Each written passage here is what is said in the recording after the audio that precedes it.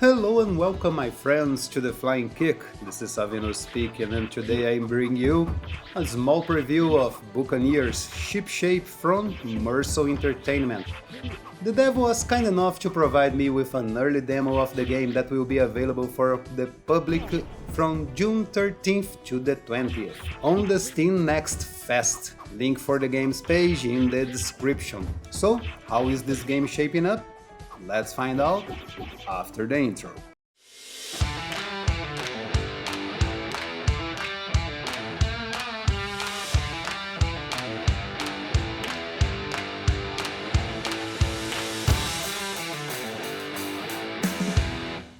First, a little bit of history. Buccaneers Shipshape is, in the words of the dev, an expanded interpretation of Buccaneers, a 2D arcade beat-'em up from 1989 that was actually a wrong hack of Vigilante. The game was released by Dwintronic, a small company that was based in Barcelona, and as far as my research goes, this was their only game. The game also received ports for Amiga and Commodore a little later, just to be forgotten by the general public until now. Shipshape improves a lot of things from its source, giving the player a 2.5D world, 4 playable characters, new moves, levels and, as you can see, better graphics and sound. The demo lets you play with 2 of the 4 characters, giving you the traditional all-around guy and a girl. That's your classic fast and weak character. Both have similar set of moves, being your basic attack, a flying kick, a dash, which you can use to perform a slide attack, or if you hit jump and attack, to do a jump attack slashing enemies with your sword, and a special move that uses its own energy bar. Although the base moves are the same, both characters have different combo sequences. The guy finishes his combo with a strong and wide slash of his sword, and the girl with a spin jump kick that has a cool area effect. Both are fun to play and their different styles will give the game and the demo some extra length. Buccaneers Shipshape controls very well, everything is snappy and responsive and most important, simple. You won't find many things to complain about it here.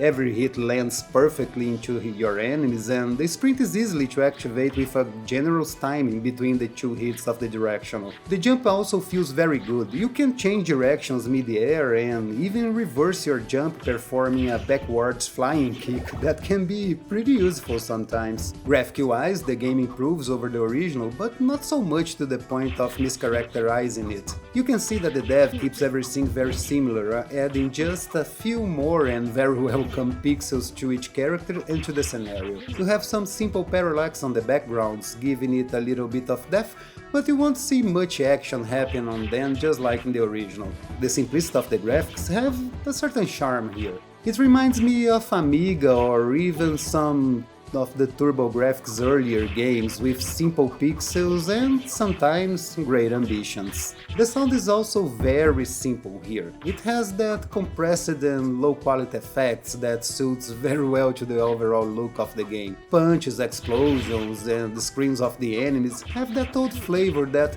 while may not be the everyone's favorite, for the nostalgic ones in the crowd, it will feel right at home. The music was completely redone. Shipshape has an original 8-bit soundtrack that is surprisingly good and has a truly pirate vibe to it. The tunes have a feel of adventure and danger that, honestly, would be a good fit for any pirate game in need of a good ship tone. The music from the first level is very good and kept me humming it all day long after playing the demo a couple of times. But not everything is so good here. There is 2 points that I want to address that bothered me a little during my time with the game. First was the special. It has its own bar, which is good, but it's so big and takes so long to fill that your special is something that you cannot count very often. I wouldn't have a problem with it if the special was a clean screen attack, but it has the power of a simple crowd control move, so there's no good reason to not use it to, well, control some crowds. And here lies the problem. Most of the time you won't have enough energy to use it, and when you do, you won't be controlling too much of the crowd. Let me explain. At least for the 2 playable characters in the demo, your special will only hit the enemies in front of you. The enemies behind won't feel a thing and will keep attacking you during the move. You got here some frames of invincibility, but they last the same as your attack. So if you don't move fast, the enemies behind you will take their toll.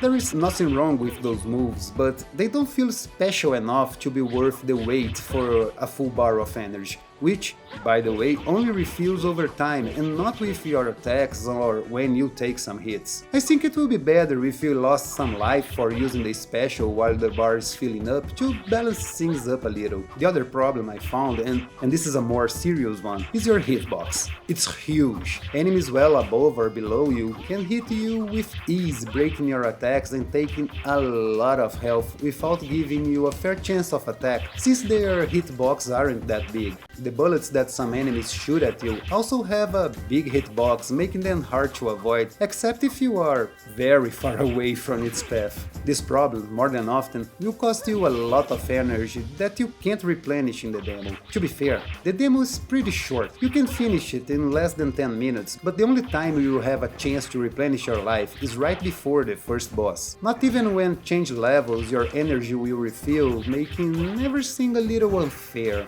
I mean, the game isn't super hard or anything like that, but there's a noticeable difficult spike from the first to the second level that can catch some people off guard. Aside these two problems that I mentioned, the game seems promising enough to me.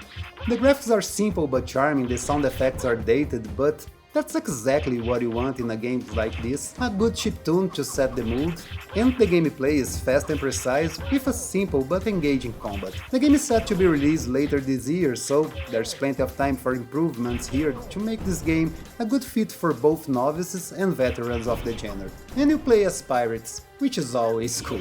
And I want to make a shout out to my friend Dave Cook, who is starting tomorrow his campaign on Kickstarter for a comic book based on Ninja Baseball Batman, the arcade game. Check out in the description for the link and more information. That's it for the video, guys. Be sure I will be following this game very closely, and don't forget to add this to your wish list. Also keep it in mind, June the 13th, the same demo you are seeing will be available to all of you.